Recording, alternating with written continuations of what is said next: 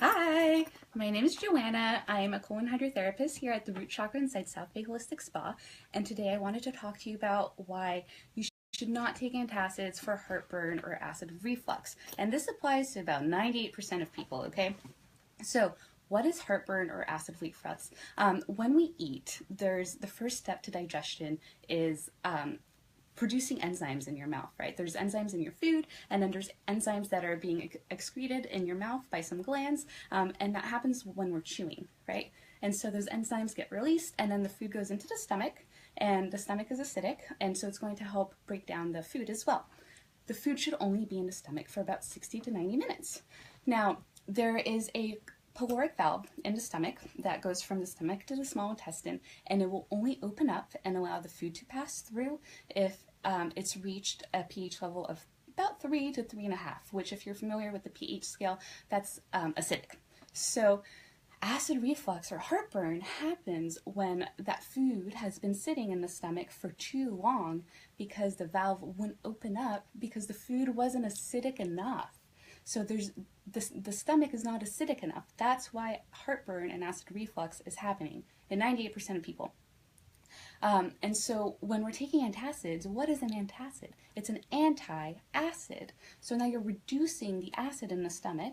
Sure, it may help temporarily. You're going to get a lot of relief from it, but are you really addressing the problem? Because the problem is that your stomach is not acidic enough. And now you're putting in an antacid. Or some people will take acid reductors and it'll reduce the acid in the stomach. Or they'll take acid production blockers and it'll block the production of the acid to try to correct this acid reflux or this heartburn, because a lot of people think that acid reflux or heartburn is too much acid, and in fact it's not. The acid is coming back up your throat because at some point your body's going to give up. You know, it's waiting around, 60, 90 minutes go by, 2-3 hours, and the food is just sitting there, and at one point it's just going to give up and say, I've had it, like this food isn't going anywhere, and that valve is going to open up, the acid is going to splash up, and so now you have food that isn't fully digested, that's being dumped in the small intestine. This can lead to other digestive issues later down the road. It's not uncommon to find diarrhea when we're having heartburn as well because of that. And so there are a few things that you can do to help reduce or to help improve the acidity in your stomach. And the first thing that you can do is to eat when you're calm. Don't stress out. When we're stressed, stress actually lowers the acid level in the stomach. And so this is why it's so important to not eat on the go, to take your time, to sit down, to cook your food. Cooking is very relaxing in and of itself. And then this is actually where gratitude before a meal comes in, or even prayer. There's studies that show that taking a moment to show gratitude for your food before eating your meal actually calms the body. It improves the digestion, okay? A couple of other things that you can do is taking apple cider vinegar. And so apple cider vinegar will increase the production of hydrochloric acid in the gut, and it's going to help long-term with the acid production, and it'll help mediate the heartburn and the acid reflux as well. A couple of other things that we can do is really chewing the food to improve that the enzymes being released in the saliva. And remember to drink your food and to chew your drink. Even if you have smoothies or liquids or juices, etc., make sure that you're chewing them so that you're producing those enzymes for better digestion as well. Okay. And then make sure that you're eating whole raw food.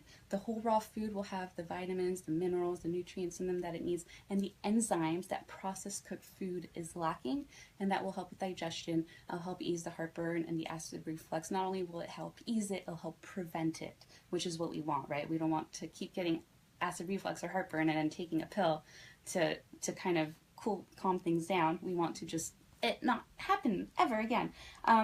And so do be wary when you're taking things like Tums or you have acid reflux, because whenever you're taking calcium carbonate, it's not whenever you're taking a mineral that's not from a plant, and it's from a rock, for example, limestone or pearls or oysters, etc., these minerals, your body can't absorb them very well, and they get deposited in your kidneys and your joints, and it turns into kidney stones or arthritis later down the line. So this is why you shouldn't be taking antacids long term. And then also, let's see, I have a few notes here. Yep. That's really all there is to it.